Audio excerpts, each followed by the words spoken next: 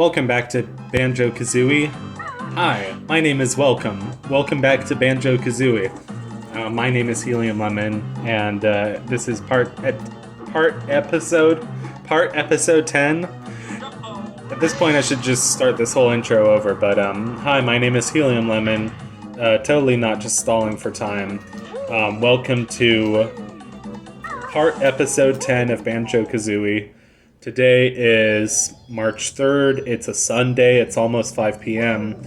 My voice might sound a little funny, and I'm still getting over a cold, which kind of sucks. But it happens. Especially around this time of year, man. Like early spring, or even like April, I tend to have like terrible colds. Even though it's my favorite. It sucks because it's my favorite weather, like April-ish is like some of my favorite weather, so I hate to be inside missing it, but, you know. Also, I find usually at this time of year, like, my mental health starts improving. Like, my birthday is in February, but once we get out of February, like, I really find that, my mental health, I just have more hope for the future, you know? I mean, hope for the future also depends on your circumstances, like, you know, are you still in school, are you out of school, are you looking for work, you know, are you doing something you love? And I'm almost out of school, and I kind of like it, but I also kind of hate it, and it's just been really overwhelming lately. Anyway. Sorry it's taken me so long to record another episode. Obviously in the last episode of Banjo-Kazooie, we did get an instant death from King Sandybutt's tomb. It was such a stupid name. God, King Sandybutt's tomb. Also, this audio is kind of loud. I cut the video into lots of little clips because I was separating the progress from the not progress. So the video is going to have a lot of little clips, and I'll have to adjust volume like on each of those clips individually, which will be a pain in the butt, but, you know. Oh yeah, so we have 2 honeycombs that we need to get. The first one is a literal pain in the butt because it's inside a cactus. Also, here's the green Jinjo. But you've already seen a lot of this level off screen. Like, obviously, because I died, I have to re-get all the notes. I have to re-get all the Jinjos. I'm not sure re-get is a word, but I have to, you know, collect again. The emulator hasn't been working great for me, but I'll talk about that more when it's a bit more relevant. I don't know if it's still a controller issue. I mean, the controller issue was part of the reason that I switched from Project 64 on my Windows to OpenEmu on my Mac, but now I'm feeling like it's just a thing with the controller. Yeah, I hate this honeycomb. I'm so glad I'm playing this on emulator with save states, because by the magic of save states... Ta-da! And it doesn't refill our health, unfortunately, but it will refill our health when we get to 6 honeycombs.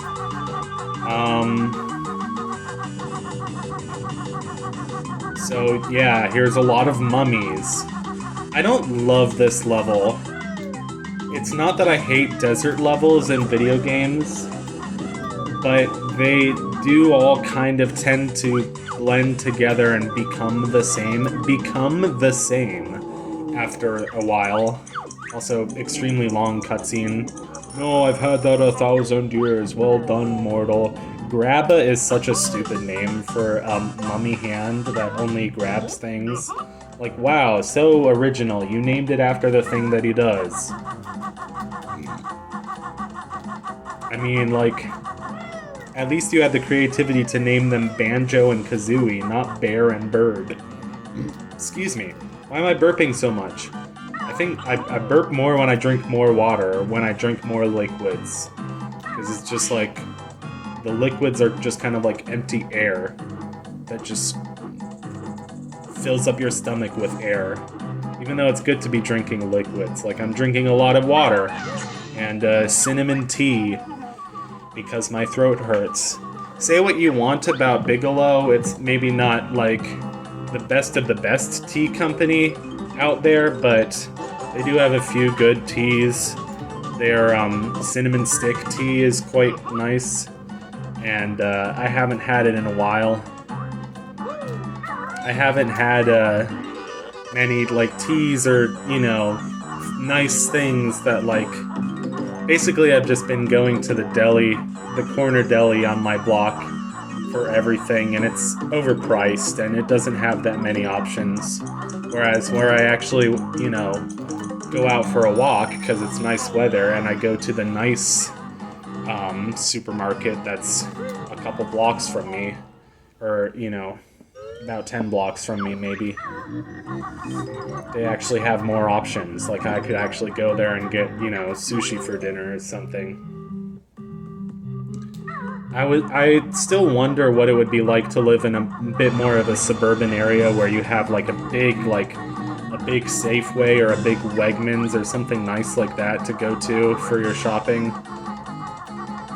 I don't want to live in a city all my life, and I think a lot of people are choosing to move out of cities, but I still don't have a damn driver's license, so it's a lot of work getting a driver's license. Anyway, I don't want to make excuses for everything because, you know, I don't like complaining and making excuses. I'd rather just get things done. I have no idea what I'm talking about, but anyway, this is all post-commentary. I cut out the progress from the non-progress. A lot of the footage was just me going around looking for notes, which was super annoying. I hate how this game just makes you... It forces you to get all 100 notes in one run of the level. It's like, you know, 100 coins in Super Mario 64. But at least the levels in Super Mario 64 aren't as spread out. So, like, 100 coins isn't as much of a pain. Or, like, coins are clustered together. Like the blue coins or the red coins, or just, like, bunches of coins. I love how the music awkwardly stops there when it cuts back to Grunty's lair. I wanted to call it Grunty's castle, but it's not much of a castle. Anyway, for a long time, I believe this game is better than Mario 64. I think they both have their own strengths. You know, this game obviously has, like, slightly better graphics and more interesting characters and funnier dialogue and better music for the most part. I mean, do love Grant Kirkhope. Although, better music for the most part, because I am a little bit tired of Gobi's Valley and this every desert level and every video game using the same, like, Egyptian scale. You know, it gets tiring. Like, I like the desert level music in Mario 64. I mean, it's the same kind of idea, but it's not the same... It's like a sitar, so it's referencing, like, Indian music, but it doesn't have, like, the Egyptian scale and, like, you know, that's the only thing that it does. It's cooler, it's more, like, atmospheric. Anyway. Grant Kirkhope, kind of, like, when he does the Banjo-Kazooie soundtracks and, like, other related games, he kind of, like... boxes himself in and just kind of does the same basic thing for every level. I mean, not for every level, but for most of the game. You know what I mean. I don't know. I remember when I told Virginia, I was like, oh, Grant Kirkhope did, like, Banjo-Kazooie and GoldenEye 007. And she was like James Bond? And I was like, yeah, you know, the video game that came out. And she was like, that's a lot of range. And I was like, yeah, well, you know, I mean, he is a rock guitarist, and he does these different things. He's not just kind of, you know, like, bear and bird, you know, goofy saxophone, magical melodies with the Lydian scale. Anyway, whatever. I also don't like this level that much from the design. I like the indoor areas, but like the level is just, you have to spend like most of the level either dodging hot sand or like climbing up those stupid like sandy slopes. I don't even know what to call them. They're just like slopes with a running sand texture. And there's a lot of things that you need the flight ability to get to. The flight ability just makes it much more convenient to survey the whole level. But there's only the one flight pad. Unless I'm stupid and I'm forgetting one, but there's the one flight pad on top of like the Pharaoh dude's head, or the Pharaoh dude statue, and you kind of have to keep going back there every time you want to fly over the level. Anyway, these are just like minor gripes of a dude who's playing Banjo-Kazooie. And like, you know, I wanted to play this game because, you know, I played it a lot in like 8th grade and 9th grade, you know, so the game has a lot of nostalgic value for me. It was one of those, you know, classic Nintendo games that I watched like Nintendo Capri Sun and these different Let's Players play, and I was like, oh man, I gotta play this game because Nintendo Capri Sun played it. And you know, it's you know, one of the all-time classic 3D platformers. It's very enjoyable, and there's a lot that can be learned from it, you know, from a game design standpoint. But there's also a lot of ways in which it's pretty frustrating, and it hasn't aged well, and I'd rather be playing something else. Like, I don't know.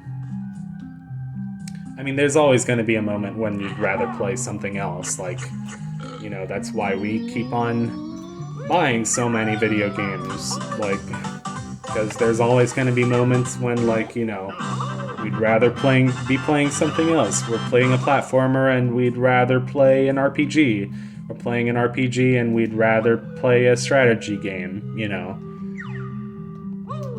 I've been playing a lot of Bloons Tower Defense 6. In fact, I was up last night till like 2 a.m. or something, and I finally beat a map on Impoppable mode, and then I finally beat a map on Chimps mode, which I didn't even know was a thing until last night. This was also something that I discovered you could do. You can kill the bees with the golden feathers, and there's me laughing in the background. I was like, I didn't know that. That's cool. Yeah, so looking for notes was so annoying. I must have spent like 45 minutes combing the level for notes to no avail, so I decided to leave it at 98. I know, like, if you're a true perfectionist of this game, like, oh, you didn't get 100. So, screw you. Essential. No, I'm kidding. I love you. Come give me a hug. This world needs more hugs and positivities. Like, you know, not like fake love, like, oh, I love you, man. But, like, you know, I like to spread positivity. I want to help people feel valued and important because, like, I know my brain, for example, doesn't work. It doesn't tell me that, like, I'm valued and needed and that, you know, or my interests are valid, or that, you know, I deserve to be happy, or that I contribute something positive to this world. But, like, I want to remind you guys that you're all humans, and, like, you do contribute something to this world. Like, I'm glad you're here. There are people who are glad you're here. There are people whose lives you've made a positive impact on. So don't give up, you know. I'm telling you guys, don't give up. Even when you feel like giving up, you know, stay positive and don't give up, because there are people that love you. And I love you, you know. Kind of. Only in an internet weird kind of way. Anyway, we're gonna end the episode there, and tune in next time for Mad Monster Mansion, I guess. Or something like that. Yeah, goodbye.